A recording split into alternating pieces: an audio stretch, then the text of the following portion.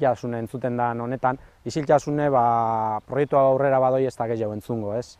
Segaitik, hemen alde batetik bestera, eukingo dugu kilometro bat pasatxo deukon biadukto bat.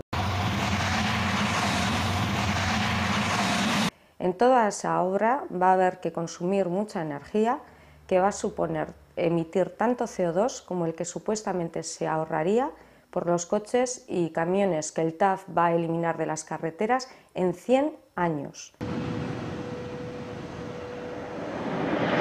Ibazka, Nafarroako korridorea eta Ipar Euskal Herrikoa 400 kilometro urratu egiten duena, ezta? Zatitu egiten du lurraldea. Hoize da eraginik handiena.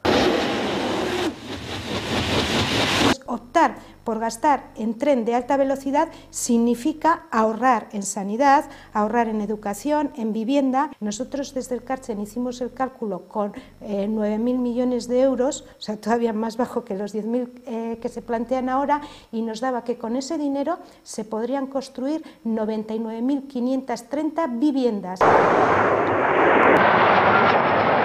Nekazaritzarako lurrik onenak izaten dira azpiegiturek hartzen dituztenak. Eta honen kontura badira nekazaritzarako lurrik gabe gelditzen ari diren herriak. Es un derroche de energía, es un pozo sin fondo, porque luego hay que mantenerlo, no vale solo con construirlo, y no va a significar ni mejorar la calidad de vida de las grandes masas populares, ni desde luego solucionar nuestros problemas de movilidad en los cortos espacios, que son más del 90% de la movilidad que hacemos las personas en nuestro país.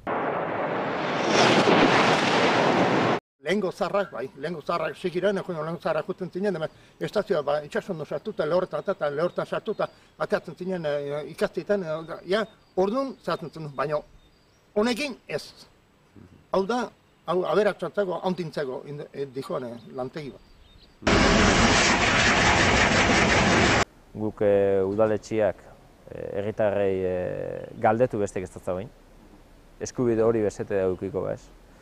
Heldu dia, egunokaz heldu da udaletxera zitazio bat ofiziala, juzgau batea deitzen, eta neu kasu honetan udalburua izan da prebarikazioa eta desobedientzia eta malbertsazioa eta ez dakizelaka akusazioa egin. Batzuk bulegoetan erabaki dabena gainetik inpune dioskue eta ez tozkue egiten gure iritzi moten bez. No ha habido participación.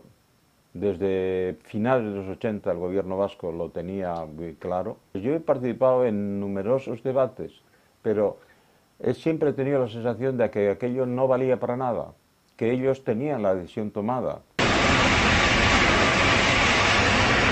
C'est un instrument capitaliste pour restructurer l'Europe. Ce n'est pas pour nous un modèle de développement. Ce n'est pas pour nous de l'aménagement du territoire. Pour nous, c'est du déménagement du territoire. Et donc, c'est notre devoir de résister.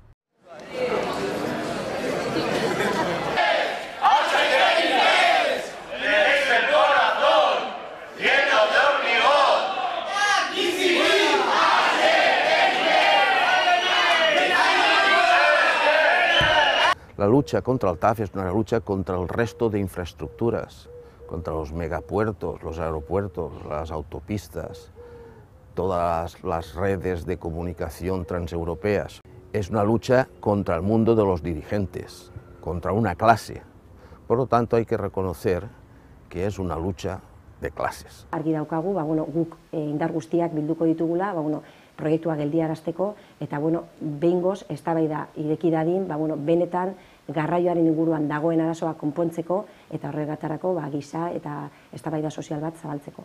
Abiadura handiko trenaren kontrako mugimendua herri honek urteetan gogoratuko duen erregisako ariketa bat, nun benetan aukerak daude hau gelditzeko, esate kontrakoa esan da ere, eta ematen ari gara edo pixkanaka gorpuzten ari gara etorkizuneko belaunaldiei horrelako inposaketen aurrean jarrera bat erakutsi aldala, jarrera bat hartu daitekela eta benetan gauzak aldatzeko herria baduela eta aukerak badituela. Ni sinistuta nago ez dela ingo. Sinistuta nago besteak beste, aski arrazoi nire ustez baditu dalako, hau ez dela posible. Hau ez dela gizartearentzat egitea doan zerbait. Eta, bueno, sinisme horre laguntzen dit, arro egoteko ez nire ideietan edo nire pentsaketan, ez arro egoteko nire ingurutan.